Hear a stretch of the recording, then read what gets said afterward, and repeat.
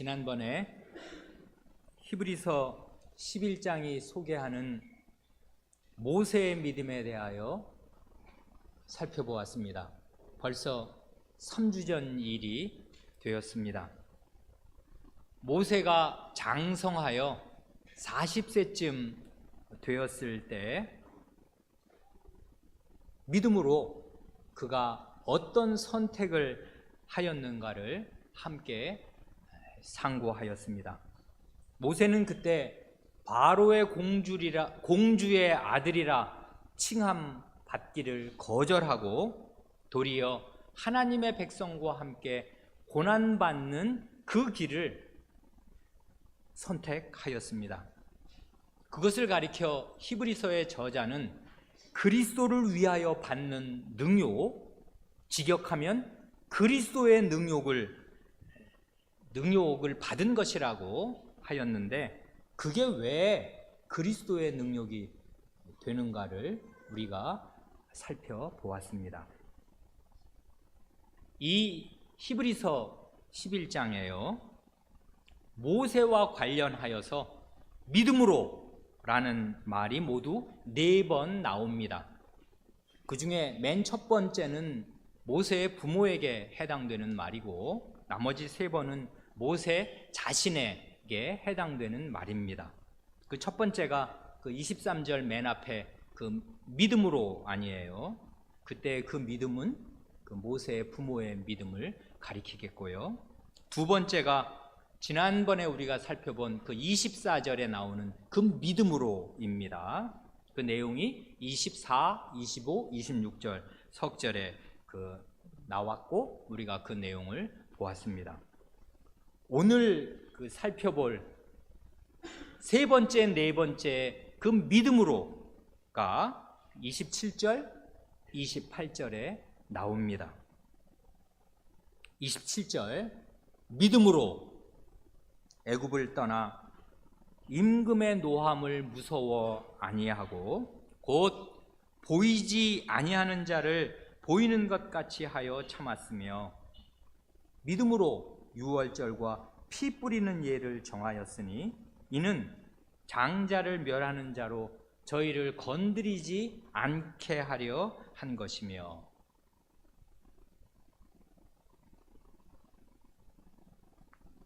근데 교우분들은 이 말씀이 가슴에 와 닿으십니까?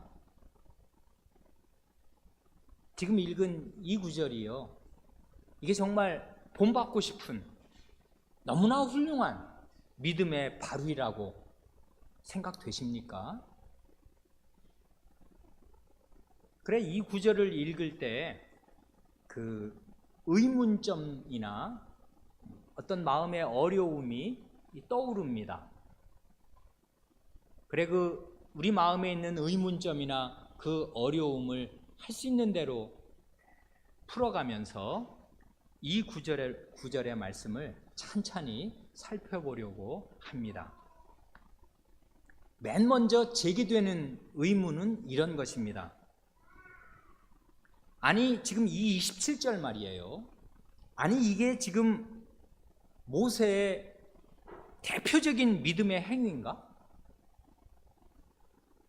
교우 여러분 같으면 말이에요, 혹시 어린 자녀나 다른 사람이 내게 묻기를 모세가 어떤 점에서 믿음이 훌륭한 사람이에요? 하고 묻는다면 모세는 누구예요?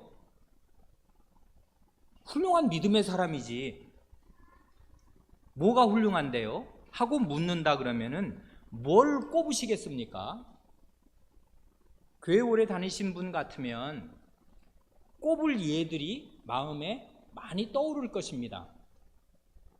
예를 들면 달랑 지팡이 하나 들고 말이에요, 자기 형하고 아무 군대가 없이 아무 무기가 없이 그 마른 지팡이 하나 들고 자기 형하고 그 대제국의 왕 앞에 가가지고 노예로 지금 60만 명이 일하고 있는데 이 사람들 내보내 주십시오. 이건 뭐 자살행위 아니에요? 그렇게 왕 앞에 가서 얘기할 때 그 태산 같은 그 믿음, 그래 안 내준다 하니까 그 애굽 전역에 10가지 재앙을 쏟아 부어서 결국은 이 내보내주지 않을 수 없게 만드는 그 일에 쓰임 받았던, 그래 뭐 애굽 하수를 향해서 그 지팡이를 이렇게 내미니까 그 뭐 물이 뭐 피가 된다는 둥 뭐 등등등 10가지 재앙 많지 않습니까? 그런데 쓰임 받은 그 찬란한 일들, 그리고 결정적으로 우리 어린아이들도 한번 들으면 결코 잊지 못할 그 지팡이를 내밀어서 홍해를 쩍 갈라가지고 그 이스라엘 백성 건너게 한 그런 믿음, 아니면 뭐 얼마 전에 우리가 본 시내산에 그 올라가서 40일간 그 백성이 다 두려워 떠는 그 하나님 면전으로 혼자 올라가서 40일을 금식하고 그 언약의 두 돌판을 받아서 내려오고 하나님의 모든 말씀을 듣고 전할 수 있는 그런 믿음, 뭐 그런 것도 아니면 광야 40년을 이스라엘 백성을 다 인도하여서 뭐 거기 만나를 내리게 하고 거기 반석을 쳐서 물이 나오게 해서 이 백성을 40년 동안 인도하였던 그 지도자로서의 믿음, 아니 뭐 정말 산처럼 많이 있지 않습니까?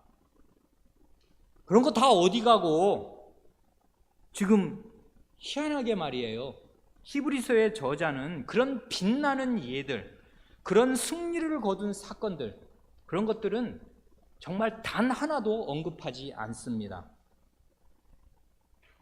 그 대신에 모세 자신을 가리켜서 모세의 믿음이라고 꼽는 게 뭐냐면 우리가 지난번에 살펴본 4, 5, 6절에서 모세가요 부귀영화를 마다하고 하나님의 백성과 함께 고난받은 그 사실, 그것을 그의 믿음의 첫 번째 그 예로 딱 꼽습니다. 그리고 여기 27절에서는 애굽을 떠난 일을 믿음의 대표적인 행위로 이거 본받으라고 제시합니다. 희한하지 않습니까? 그래 우리는 이미 이 히브리서 저자와 함께 우리도 출애굽기를 같이 읽는 사람이잖아요. 출애굽기는 우리에게 닫혀진 책이 아니란 말이에요. 우리가 알아요. 이 사람도 우리 이상 뭐 출애굽기를 아는 건 아닐 거란 말이에요. 이 히브리서 저자도 출애굽기를 읽고 이 말을 하는 것이고, 우리도 출애굽기를 읽는데 왜 이렇게 읽는 게 다르지?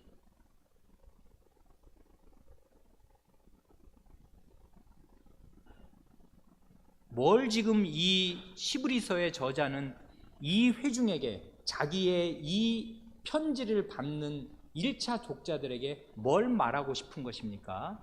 그거 24, 5, 6절과 27절을 가만히 보세요. 모세를 들면서 결국 모세 자신의 믿음으로는 3가지를 얘기하는데 첫 번째와 두 번째 내용이 뭔가를 잘 보시라고요. 그래야 히브리서 11장 4, 5, 6, 7절을 제대로 읽는 거 아니에요? 그래야 이분이 이 말을 하는 그 마음을 이해해서 마음으로 하나님의 말씀을 받을 거 아니에요? 뭘 얘기하는 것입니까? 믿음과 고난의 관계를 주목하는 것입니다. 믿음으로 무슨 찬란한 승리를 거두고 이 세상에서 잘 살고 잘 먹는 거, 그걸 얘기하는 게 아니에요. 참된 믿음이 뭐냐? 고난받는 거지. 참된 믿음으로 모세가 고난을 참아낸 모습, 그것에 주목하는 것입니다. 그거를 지금 이 히브리서 독자 앞에 제시하는 것이에요. 그러니까요, 이거를 그냥 히브리서를 11장을 정신 차려 읽은 사람이라면 말이에요, 현세 구복적인 신앙, 예수님 믿으면 뭐 잘 됩니까? 궁극적으로는 잘 되겠습니다만은 현세에서 내일이 잘 풀리면 그게 예수님 잘 믿어서 됐다 이거 아니에요. 많은 사람들이 그 헛생각을 하는 것이. 모세가 그러냐고요. 모세의 믿음이 그런 결과를 가져오냐고요. 뭐 잘 됩니까 이 사람? 안 됩니다. 오히려 최고의 자리에서 맨 진창으로 일부러 내려간다고요. 그래서 고난을 겪어요. 그게 믿음이라고요. 믿음으로 그렇게 한 거, 그걸 얘기하는 것입니다. 그러니까 기복적인 신앙, 복을 구하는 신앙, 복 자체가 목표가 되는 신앙, 이것을 히브리서 저자는 처음부터 깨뜨리고 전복시키는 것이에요. 그건 아주 아벨 때부터 이 예로 첫 번째 사람으로 꼽은 예부터 명백해지는 것 아닙니까? 우리가 줄줄이 봤지만 그런 얘기 왜 하는 것 같습니까? 히브리서 독자들이 처한 삶의 현실, 삶의 정황이 고난투성이이기에 그런 것입니다. 그래, 이게 지금 적실성이 있게 자기가 지금 누구한테 이 얘기를 하는 건가, 성경 이야기를 하더라도 말이에요, 어느 회중, 어떤 형편에 있는 회중에게 내가 하나님 말씀을 전해야 하는가를 생각하면서 사려 깊게, 주의 깊게 자기 회중에게 맞는 메시지를 전하는 것이에요.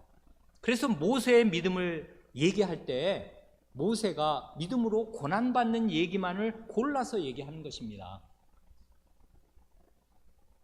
그래, 우리가 그냥 쓱 읽을 때 아니 이게 무슨 모세의 대표적인 믿음의 행위야? 27절 이게? 뭐 믿음으로 애굽을 떠났어? 이게 무슨 뭐 대단한 믿음의 행위야? 라고 어떤 의구심이 들 때요, 맞다, 앞에서도 그랬지 하고 우리 마음에 짚히는 것이 있습니다. 그게 뭐냐 하면 히브리서의 저자가 모세 이야기를 하기 직전에 한 이야기가 뭐예요? 거기 20절, 21절, 22절에서도 이삭, 야곱, 요셉 그 믿음의 사건을 그냥 단 한 가지씩만 선별해가지고 다른 거 다 빼버리고 이삭은 이거지, 야곱은 이거야, 요셉은 이 믿음이지 하고서 한 가지씩만을 딱 선별할 때 무슨 얘기 하던가요? 완전히 우리의 예상을 뛰어넘어서 그분들이 믿음으로 사니까 이 세상에서 이렇게 잘 되지 않냐, 애굽의 총리 되지 않냐, 이런 소리를 하는 게 아니고요, 이 세상에 살 때 믿음으로 살면 이런 복을 받지 않습니까? 이렇게 말하는 것이 아니라 족장들이 믿음을 가지니까 평생 죽는 날까지 이 세상에서 아무것도 얻지 못했습니다. 완전히 빈손이었습니다. 그런데도 그분들의 믿음은 어디에 있었는가 하면 빈손으로 죽으면서요, 끝내 자기가 믿는 믿음의 내용을 맛보지 못하고 겪어보지 못하고 눈을 감으면서도 하나님의 약속은 반드시 이루어진다 하는 사실을 의심치 않고 그 믿음과 소망을 가슴에 견지한 채로 눈을 감았습니다. 그분들의 유언이 그 증거 아니에요. 그런 믿음으로 사시고 그런 믿음으로 눈 감으십시오 하고 말했지 않습니까? 우리가 그걸 봤지 않습니까? 그와 똑같은 기조가 요 모세의 이야기에도 흐르는 것입니다. 그래, 히브리서 저자의 이 메시지는 이게 히브리 출애굽기를 똑같이 읽어도 말이에요, 이렇게 읽는 것입니다. 이게 성경 읽는 방식의 아주 희한한 모범을 우리에게 보여주면서 이 메시지를 잘 들으면 한국 기독교의 그 기복적인 천박함, 이것들을 단칼에 깰 것입니다. 우리 교인들이 목사에게 와서 이 말 저 말을 하는데 가만히 그 말을 듣고 있으면 그 마음에 얼마나 기복적인 생각이 뿌리 박혀 있는가, 절대로 뿌리 뽑혀지지 않을 그 깊이로 담겨 있어요. 뭐가 잘 됐대요. 그걸 하나님의 인도라고 쉽게 말합니다. 어디 그렇습니까? 성경 말씀이 안 그렇다고요. 하나님 말씀 잘 보세요. 그런 걸 하나님의 인도라고 말하는가? 자기가 원하는 게 이루어지면 그게 하나님께서 복 주심이라고 성경이 말하는가? 그러면 모세는 왜 이렇게 지지리궁상으로 살았는가? 이삭, 야곱, 요셉은 왜 이렇게 살고 왜 이렇게 빈손으로 죽는가? 어떻게 설명을 하겠습니까? 히브리서 제대로 안 읽은 것이고요, 창세기 출애굽기를 제대로 안 읽은 것입니다. 이게 지금 모세의 믿음의 대표적인 행위로 꼽힐 만한가? 왜 이걸 꼽는 것인가를 우리가 생각한 것이고요. 또 다른 어려움도 있습니다. 그건 뭐냐면 27절의 내용 자체와 관련됩니다. 뭐냐면 27절이 이거지 않습니까?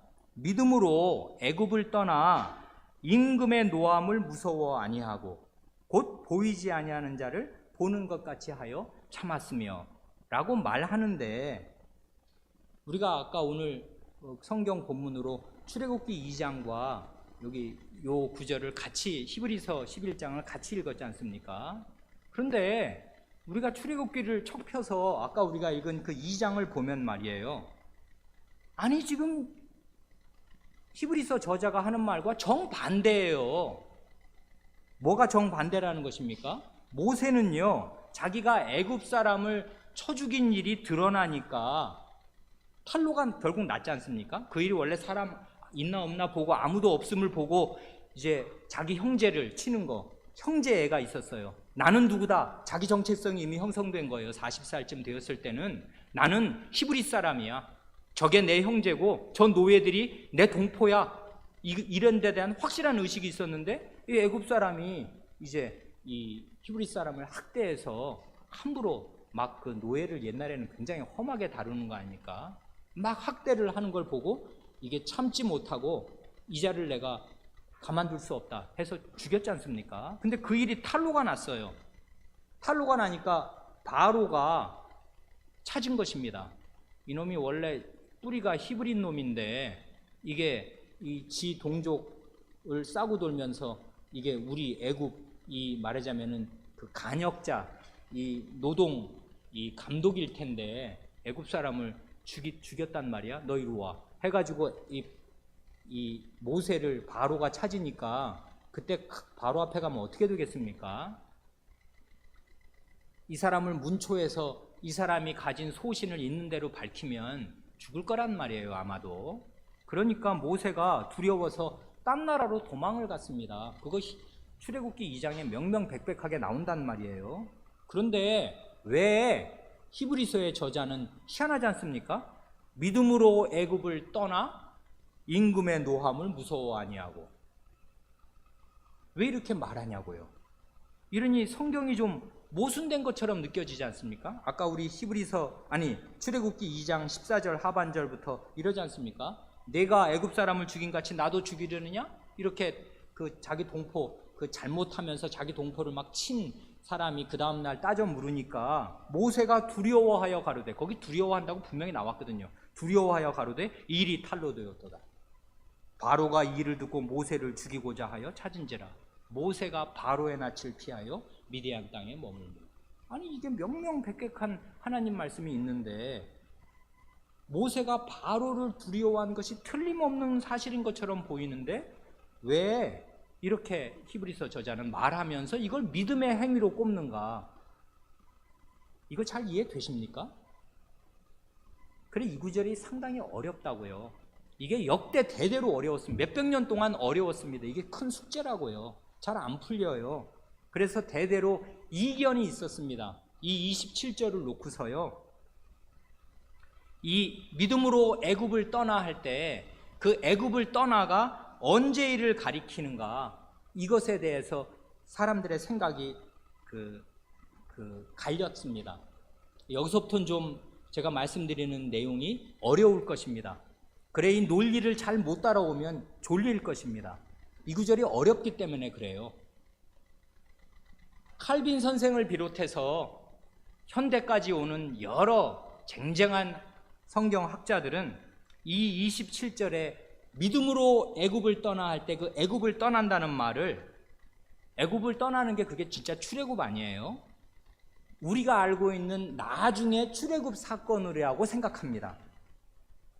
말하자면 요 믿음으로 애굽을 떠나 할 때 그 애굽을 떠난다는 그 27절은 말이에요, 모세가 40살 때 바로가 무서워서 도망치듯 애굽을 떠나 미디안 광야로 도피한 그 떠남을 말하는 게 아니라 40년 뒤에 말이야, 80세 때예요. 80세 때, 그때는 하나님을 믿는 믿음으로 무장하고 당당하게 이 바로 앞에 서서 내 백성 내보내 주시오 라고 요구했을 때 그 믿음, 그래서 믿음으로 출애굽했다. 그래서 바로의 임금의 노함을 무서워하지 않았다. 이렇게 출애굽 사건으로 봅니다. 이렇게 되면, 이렇게 이해하면요, 해결되는 게 있고요, 반면에 문제가 더 어렵게 되는 것도 있습니다. 해결되는 건 뭐냐면, 적어도 출애굽기 2장에서 모세가 바로를 두려워한 것이 거의 분명한 그 사실하고, 요 히브리서 11장 27절에서 모세가 임금을 무서워하지 않았다 하는 말이 서로 모순되는 것처럼 보이는데, 성경과 성경이 서로 모순되면 안 되지 않습니까? 요런 모순을 피할 수 있는 요런 난점을 해결하는 것이 됩니다. 그렇죠? 요 애굽을 떠난 게 나중에 출애굽을 가리키는 거예요 하면 말이 되니까 성경은 서로 충돌하지 않아. 이걸 그냥 줄여서 한마디로 하면, 이때 여기 11장에서 말하는 건 모세 40세 때의 일이 아니야, 80세 때의 일을 말하는 거지. 27절은 이렇게 말하면 일단 해결이 되는 것도 같습니다. 그런데요, 문제가 더 어렵게 되기도 한다고요. 이렇게 칼빈 선생이나 현대 학자들처럼 27절의 말씀에 애굽을 떠남을 진짜 출애굽 사건으로 보면, 이 27절 맨 뒤에 임금의 노함을 무서워 아니하고 참았다 할 때 그 참았다는 말이 뭘 참은 것인지 잘 알 수가 없게 돼요. 뭘 참는 것입니까? 당당하게 믿음으로 나가는 건데. 지금 더 큰 어려움은 뭐냐면 27절에서 믿음으로 애굽을 떠났으면요, 출애굽을 한 거지 않습니까? 애굽을 떠났어요. 그래서 정말 떠났는데 28절로 가면, 아니 아직도 애굽에 있네. 아직도 애굽에서 출애굽하기 전에 유월절을 제정하고 그런 건 다 출애굽 전날 한 일 아니에요. 믿음으로 애굽을 떠났다며. 그래서 애굽을 믿음으로 떠난 게 이게 믿음이야 하고 그걸 본받으라고 우리에게 제시했는데, 그 다음 절로 가면 한 사람이 쭉 편지를 쓰는데, 먼저 애굽을 떠난 사람이 다시 애굽으로 돌아와 가지고 무슨 유월절을 제정하는 얘기를 또 쓰고 있다, 이렇게 되는 것입니다. 그 스토리 라인이, 이야기의 흐름이 이게 자연스럽냐고요? 부자연스럽잖아요. 그래, 한 가지가 해결되는 듯 하면 또 다른 굉장히 그 성경을 읽어나갈 때 어려움을 주는 것입니다. 그래, 정말 히브리서 저자가 이렇게 말할 수 있는 건가 하고 우리가 의문을 갖게 됩니다. 아니 27절에서 믿음으로 출애굽을 한 사람이 28절에서 출애굽 전에 이런 일을 했다고 또 말하나? 하려면 하겠지만 말이 좀 어색하고 부자연스럽다는 거 아닙니까? 그래, 성경 어렵습니다. 꼼꼼히 보면 어렵다고요. 그래, 이런 난점을 가지면요, 이게 우리로 하여금 본문을 더 자세하게, 이게 왜 이러지? 씨름하게 합니다. 이런 게 바로 성경 본문과 씨름하는 거예요. 말하자면 광산에서 금을 캐려고 땀을 흘리는 것입니다. 그래야 뭐가 얻는 것이 있어요. 그냥 이거는 동산에 떨어진 열매를 줍는 게 아니란 말이에요. 성경 읽기는 고투해야 하는 것입니다. 본문하고 씨름해야 돼요. 이게 정말 무슨 말이야? 날마다 이 본문하고 씨름해야지요. 그리고 과거 사람들이 이 본문하고 뭐라고 씨름하면서 무슨 생각을 했는가 생각 살펴도 보고, 그러나 정말 그 말이 맞나? 칼빈 선생의 말이면 이게 하나님의 말씀 그대로이겠습니까? 아니란 말이에요. 그 사람은 목사로서 자기 시대에 하나님의 말씀을 정직하게 읽고 그 말씀의 뜻을 드러내려고 애를 썼는데, 칼빈 선생의 말이 다 하나님의 말씀 자체는 아니라 그 말이에요. 그러니 하나님 말씀을 두고서 씨름을 하는 것입니다. 그래, 이 앞뒤 문맥을 어려우니까요, 이걸 도대체 어떻게 이해해야 되는지 모르겠으니까 그럴 때는 방법이 없어요. 앞뒤 문맥을 읽고 또 읽고 하는 것입니다. 그래, 하나님의 말씀을 계속 읽고 또 읽고 하면 희미하게 서광이 비칩니다. 그래, 우리 어린 사람들에게, 여기까지 안 졸고 잘 따라온 어린 사람들에게 제가 반짝 퀴즈를 하나 내겠습니다. 히브리서 저자가 지금 우리는 지금 23절서부터 이제 모세와 관련한 믿음을 읽고 있지 않습니까? 히브리서 11장 23절에서 모세의 부모의 믿음을 이 저자는 싹 우리 앞에 제시하고요. 우리가 생각지도 않았던 모세의 부모의 믿음을 본받으라고 제시하고, 27절에서 모세의 믿음을 제시하는데 그 두 마디 사이에 굉장히 중요한, 우리가 결코 놓치면 안 되는, 읽으면 척 아는 공통점이 있습니다. 말을 잘 읽으면 금세 알아낼 수 있어요. 그건 뭐냐면 믿음으로 뭘 안 한 것입니다. 그거 찾을 수 있겠습니까? 초등학생이라도 정신 차리고 성경 읽으면 이걸 알 수 있다고요. 23절은 뭐예요? 한번 제가 읽을 테니까 공통점을 한번 찾아보십시오. 23절, 믿음으로 모세가 낳았을 때 그 부모가 아름다운 아이임을 보고 석 달 동안 숨겨 임금의 명령을 무서워 아니하였으며, 이게 모세의 부모의 믿음이지요.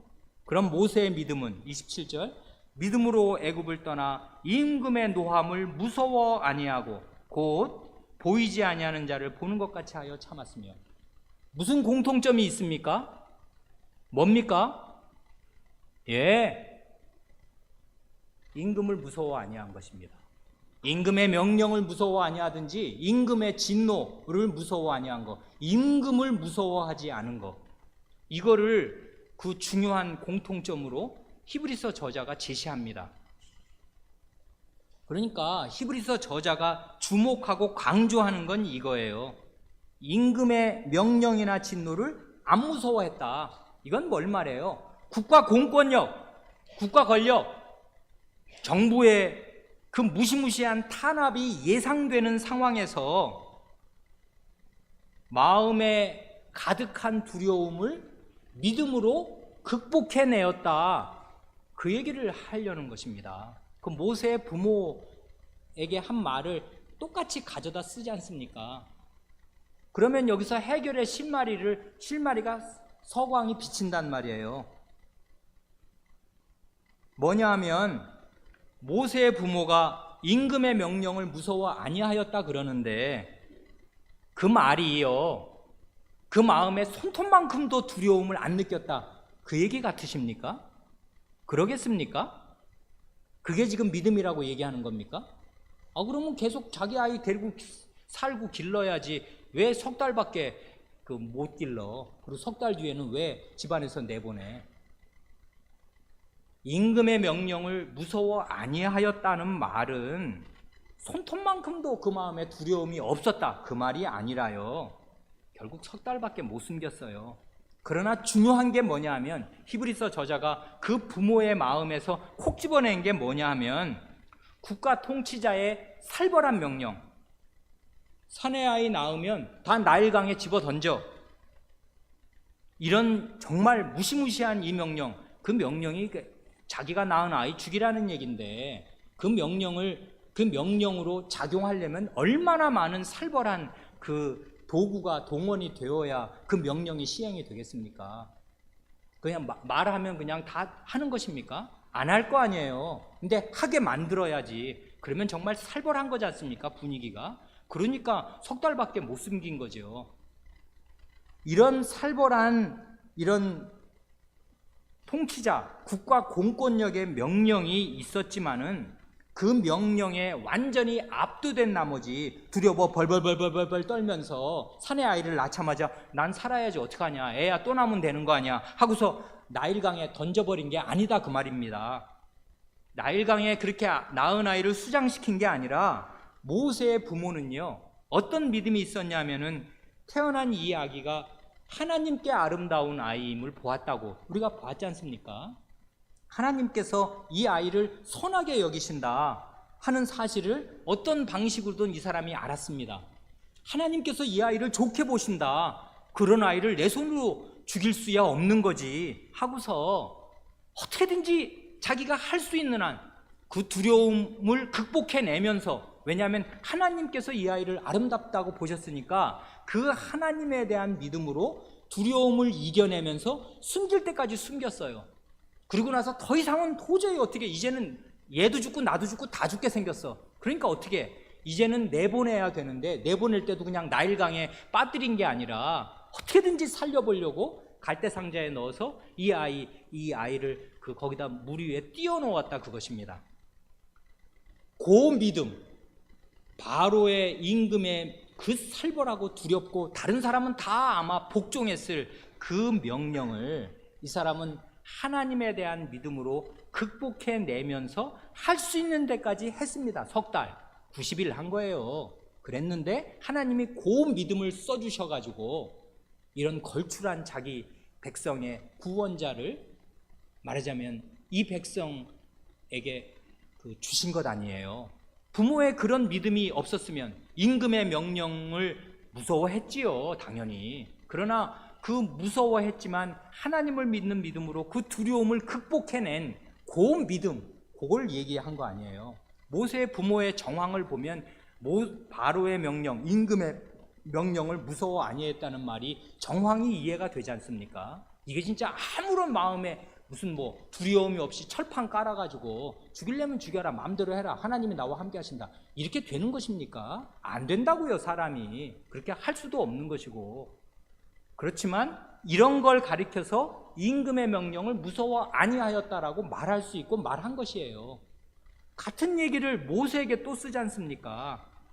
그러니까 그렇다 그러면 27절에서 믿음으로 애굽을 떠나 임금의 노함을 무서워 아니하였다 할 때에도 같은 방식으로 문맥에서 성경은 이해하는 거니까, 문맥을 여러 번 읽으면 그 앞에 똑같은 말이 나오니까 문맥으로 모세에게도 같은 방식으로 이 말을 이해할 수 있지 않냐, 그것입니다. 그러면 어떻게 돼요? 모세가 바로가 뭐라고 하든지 난 겁 안 내, 하나님이 함께 하시는데 무슨 겁이 나, 아무것도 내 마음에는 두려움이 하나도 없어, 이렇게 손톱만큼도 두려움을 안 느꼈다, 그런 말로 여기 이 말을 이해할 것이 아니고, 마음의 두려움을 자기 부모가 그렇게 했듯이 믿음으로 극복해냈다, 그 말로 이해할 수가 없냐, 그 말입니다. 그렇게 생각하면요, 요 27절에 맨 마지막 그 참았으며 하는 말이 잘 이해됩니다.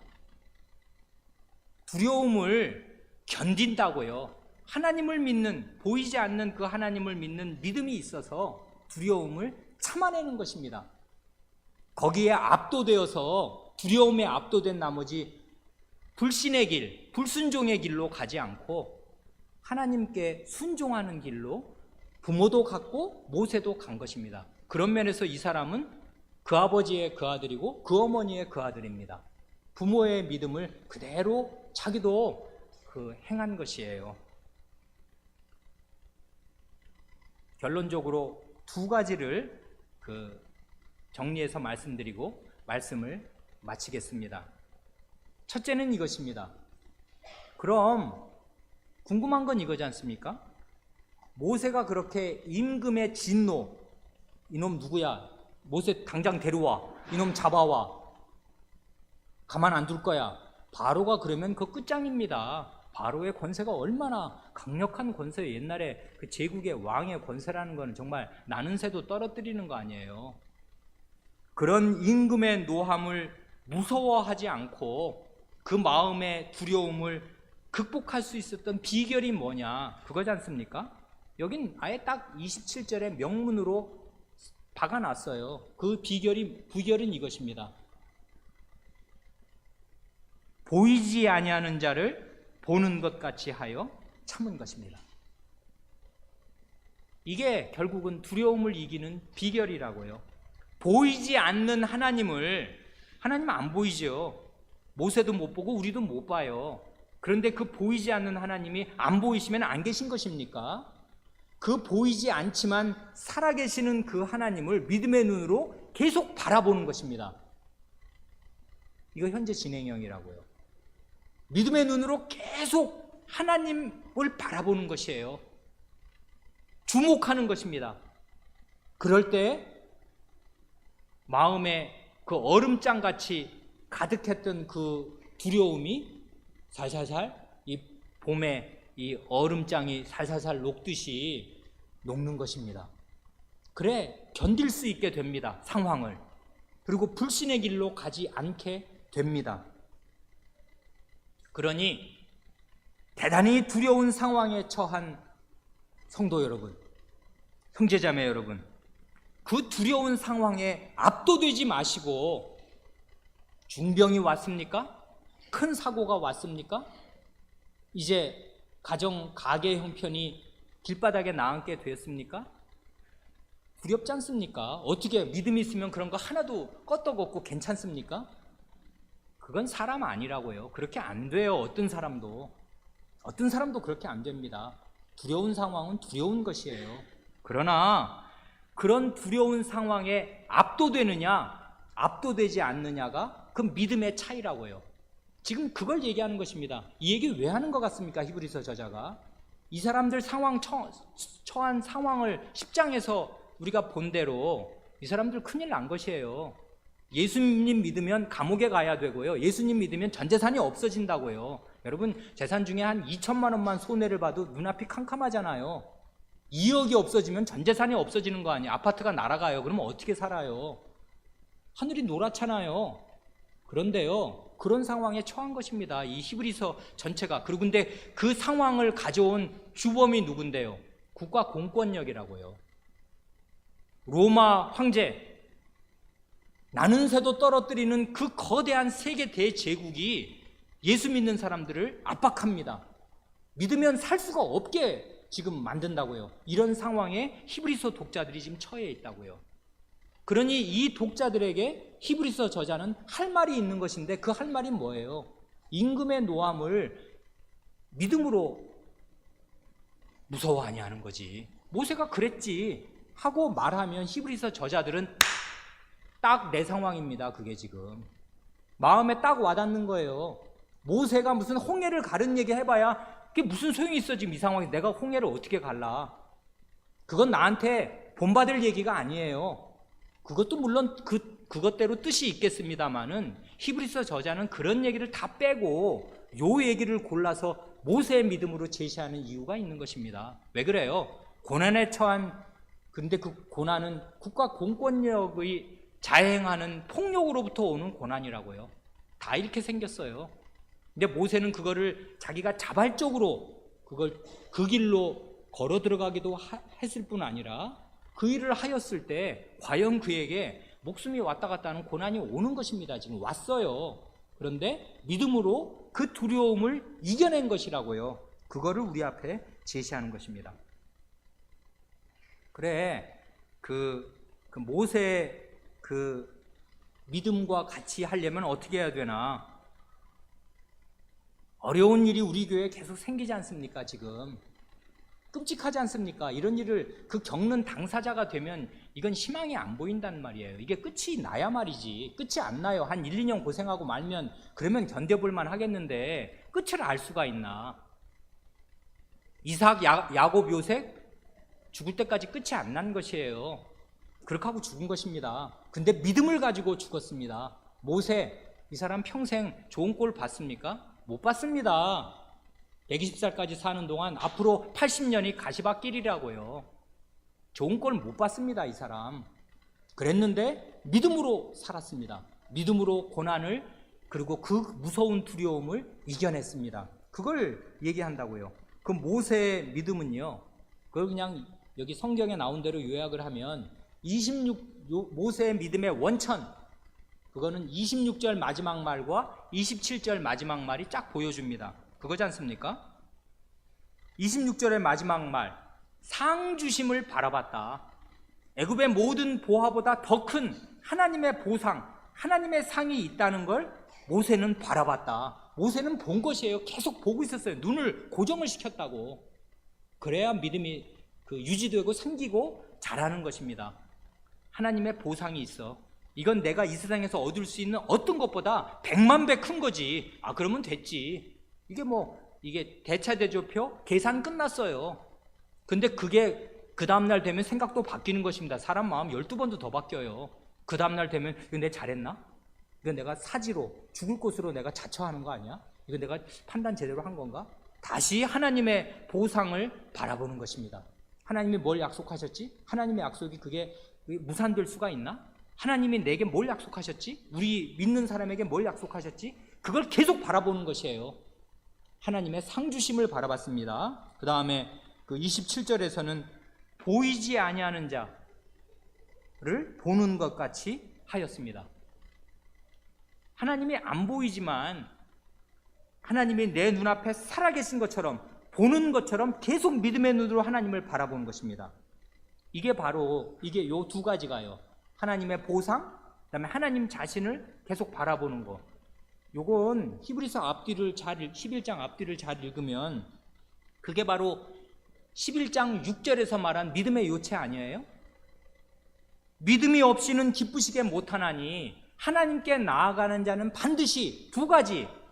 첫째는 하나님께서 계신 것과 보이지 않는 자를 보는 것처럼 하나님이 계시지 하고, 하나님께서 계신 것과 또한 그가 자기를 찾는 자들에게 상 주시는 이심을 믿어야 할지니라. 살아계신 하나님을 딱 믿고 그 하나님께서 자기를 찾는 자들에게는 어마어마한 보상을 주신다. 이 세상을 내가 다 잃어도 좋은데, 목숨을 잃어도 좋고 전 재산을 잃어도 좋은데 그것을 만회하고도 남을 만한 보상을 주신다 하는 두 가지를 하나님 믿음 있는 사람이란 꼭 믿어야 된다 하고 11장 6절에서 아주 힘차게 천명했지 않습니까? 이건 요절입니다. 히브리서 11장 전체의 요절이에요. 믿음이 없이는 기쁘시게 못하나니 하나님께 나아간 자는 반드시 그가 계신 것과 그가 자기를 찾는 자들에게 상 주시는 이심을 믿어야 할지니라. 이거 없으면 믿음 없는 거고요. 믿음은 이것입니다. 그런데 그 믿음을 모세가 이렇게 보여주지 않습니까? 하나님의 상 주심을 바라보았고 하나님의 보이지 않는 자를 보는 것처럼 계속 바라보는 믿음을 가졌습니다. 이럼으로써 그가 가진 그 큰 두려움을 넘을 수 있었습니다. 마지막 두 번째 요점은 이것입니다. 이미 말씀드리기 건 것이기도 한데요. 히브리서 저자가 이 얘기 왜 하는 것인가 하는 것입니다. 그건 두말할 것도 없이요. 히브리서 독자가 처한 상황이 모세의 부모나 모세가 처했던 상황과 아주 비슷했던 것이에요. 그리고 사실은 우리의 인생길이 왕왕 이런 것입니다. 나는 때로 즐거워할 때가 있고 즐거워해서 찬송할 때가 있습니다마는 그런 때는 잠깐이고요. 인생은 슬픔이 기쁨보다 훨씬 더 많은 것이고요. 인생은 잘 되는 때보다 어려운 때가 훨씬 더 많은 것이고요. 그리고 어느 때는요, 이게 어떻게 손을 댈 수가 없을 만큼 대대적인 전면적인 핍박 국면에 처하면 숨도 못 쉬게 되는 것입니다. 북한에서 하나님 믿고 살아보세요. 숨 쉴 수가 있나? 이슬람권에서, 중국에서 하나님 믿고 살아보세요. 갑자기 예배 드리는데 경찰, 공안이 들이닥쳐서 목사를 잡아간다는 것입니다. 그러면 그 교인들 마음이 어떻게 돼요? 그 다음 주부터 예배 어떻게 드려요? 이러는 게 우리 지금 현실로 우리 동시대 이 밝은 계명 천지에도 여전히 일어나는 것이고요. 있습니다. 우리가 이렇게 지금 외적으로 편안하게 살아서 그렇지. 그러니까 이런 하나님의 그 말씀을 듣고 믿음을 길러 가지고 있지 않으면 여지 없는 것이에요. 어려움이 닥치면 다 그 믿음 없는 걸 드러내고야 마는 것입니다. 그래, 국가 권력, 공권력, 정부의 무시무시한 탄압이 가해지는 상황에서 믿음으로, 모세와 같은 믿음으로, 모세의 부모와 같은 믿음으로, 그래서 거기 바로라는 말도 하지 않고요, 임금이라고 한 것입니다. 이거는 보편, 고유명사가 아니라 보편명사로 바꾼 거예요. 일부러 히브리서 저자가요. 왜요? 바로에 두려워하지 않았다 그러면 바로는 그 시대 사람이니까 이 히브리서 전 1500년 전 얘기니까 남 얘기 같지 않습니까? 근데 그게 아니고 임금의 명령이고 임금의 분노예요. 진노라고요. 그 임금은 그 시대에도 임금입니다. 이 히브리서 1차 독자에게도 임금이 있다고요. 그 임금이 우리를 찍어 누르네. 우리 다 죽게 생겼네. 그래, 임금을 두려워하고요, 임금의 진노 앞에 살떨리고 있는 이 회중을 향해서 가장 필요한 얘기를 하는 것입니다. 여기서 우리 목사와 신학생은 배우는 것이 많은 것이에요. 설교는 이렇게 하는 것입니다. 무시간적인 진리를 얘기하는 게 아니에요. 출애굽기를 가르친다고 모세에 이것저것 딴 얘기를 하는 게 아니에요.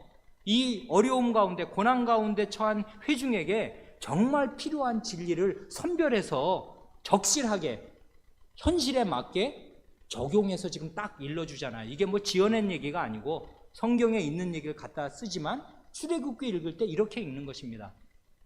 자기의 독자, 자기의 회중이 처한 현실 가운데에서 이 어려운 현실을 놓고 이 히브리서의 저자는 출애굽기를 읽을 때 모세의 부모에게서 자기 시대와 똑같은 어려움을 극복해낸 그 믿음을 발견하고 그걸 소개하면서 여러분 이 믿음으로 사십시다. 그래야 우리가 모세의 율법을 받은 사람들이지 하고 권하는 것입니다.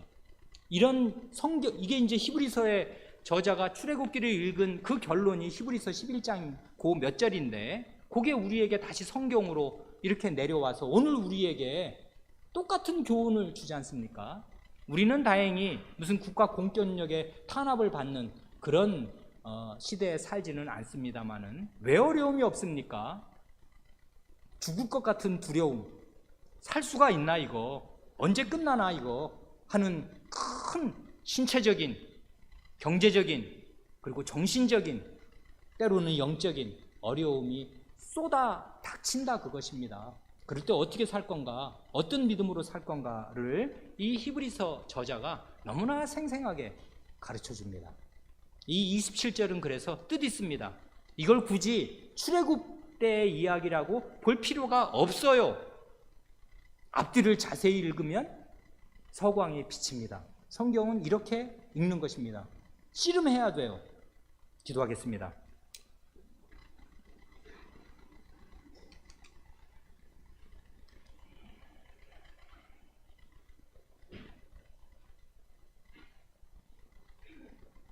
하나님 아버지, 저희의 곤고한 형편을 우리 주님께서 다 아시옵니다.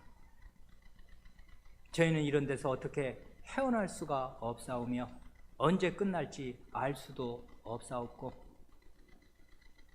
제 자신이 그런 어려움에 있지 아니하여도 그리스도의 피를 나눈 형제 자매가 이 교회를 이룬 다른 가정이 그런 어려움을 겪고 있을 때 저희도 같은 어려움을 겪는 것인 줄을 믿사오며 함께 고통을 느끼고 이 일을 어찌하면 좋습니까? 하고 주님 앞에 탄식하며 기도하지 않을 수가 없사옵니다.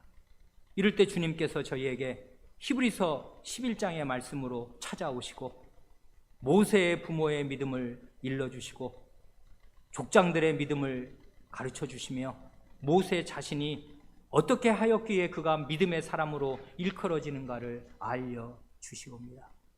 그러므로 주님, 이렇게 말씀으로 저희를 찾아오시는 주님을 저희가 환영하며 주님의 말씀을 저희의 마음에 새기게 하여 주시옵소서. 모든 두려움을 마음에서 물리칠 수 있게 하여 주시옵소서.